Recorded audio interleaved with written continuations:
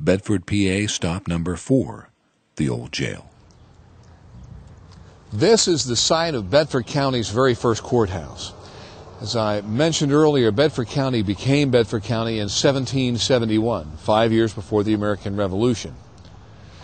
In 1774, we finally got around to building a courthouse. Before that, any trials that were held in a tavern. But in 1774, the courthouse was built here. And it wasn't just a courthouse. It had a courtroom, it was the sheriff's office, and it was also the jail in the basement. So it served a number of purposes.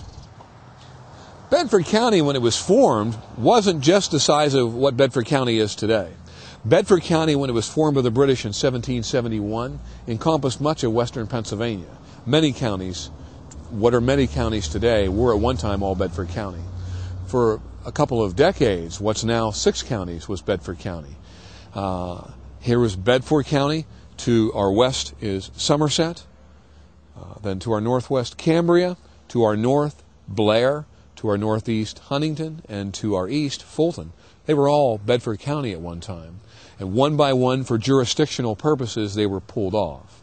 As a matter of fact, Fulton County was part of Bedford County until 1850. We're not sure if they wanted to leave or we wanted them to leave. We don't know what the story is there. You'd have to go and ask them in Fulton County. But yes, Bedford County is sometimes called Mother Bedford because of that. Because many counties in Pennsylvania today were at one time all Bedford County.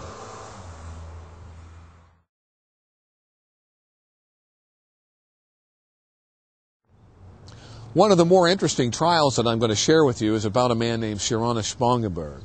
The only person we've ever executed in our history was this man, and he was a pastor. And here's how the story goes. Spangenberg was a Hessian soldier, a German guy who was brought over by the British to help them fight to put down the revolution. Well, Spangenberg and a lot of the other Hessians, after the British were defeated and getting back on the ships to go back to England, a lot of the Hessians stayed behind. The idea was, if you get back on the ships, go over to back to Europe, and you plan to come back here, it would cost you a lot of money to buy a ticket to come back. Well, you know what, Mr. Hessian soldier? You're here now, so why not stay? And a lot of them did. Spangenberg was one of them.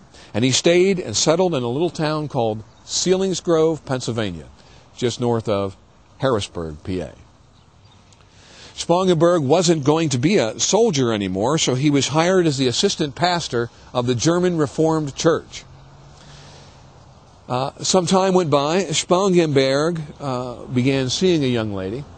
And one day a maid cleaning his apartment found a letter from Spangenberg's wife and kids in the old country who had tracked him down.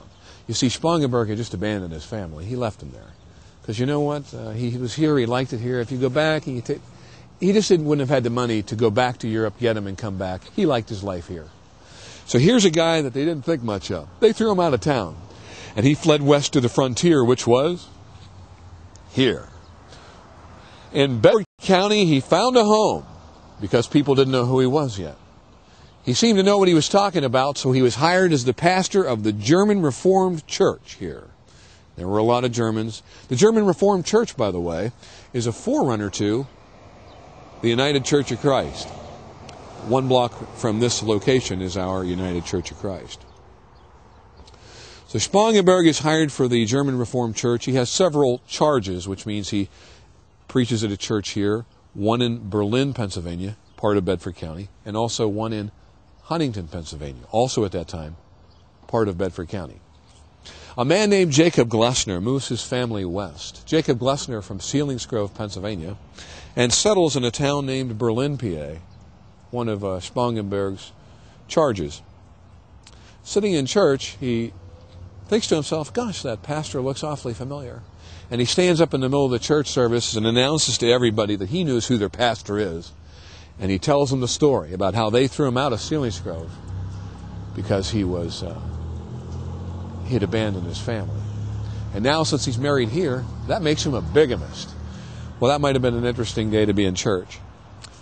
The elders called a meeting, and they asked Jacob Glessner to offer testimony, and also Reverend Spangenberg. During the testimony, that elders meeting, Spangenberg and Glessner got into a pretty heated argument.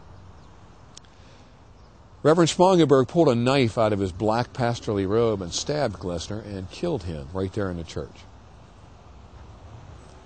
The elders jumped on top of Spangenberg, subdued him, and brought him here for trial to the Bedford County Courthouse. He wasn't found guilty of bigamy, but he was found guilty of murder, and they still frowned on that back then. And Spangenberg was hanged for his crime right about the spot where the man on the monument stands today. So the new pastors that come into the area even today, we like to welcome them to the area, thank them for being here, and remind them that we're not afraid to do it if necessary, the new pastors. So, a little story. I tell you what, we're going to make our next stop, and it's right behind where I'm at right now. If you'll just follow me back, you'll see a little sign that says Lutheran Parish, and I want us to stand in front of that door. So follow me, if you would, to the front of the Lutheran Parish, maybe 20 yards back. Come on.